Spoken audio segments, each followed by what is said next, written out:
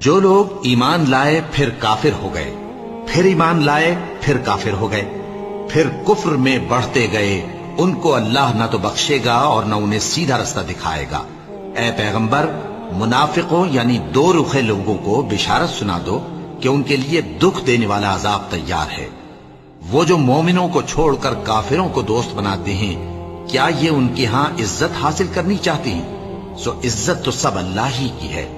اور اللہ نے تم مومنوں پر اپنی کتاب میں یہ حکم نازل فرمایا ہے کہ جب تم کہیں سنو کہ اللہ کی آیتوں سے انکار ہو رہا ہے اور ان کی ہنسی اڑائی جا رہی ہے، تو جب تک وہ لوگ اور باتیں نہ کرنے لگیں ان کے پاس مت بیٹھو، ورنہ تم بھی انہی جیسے شمار ہوگے۔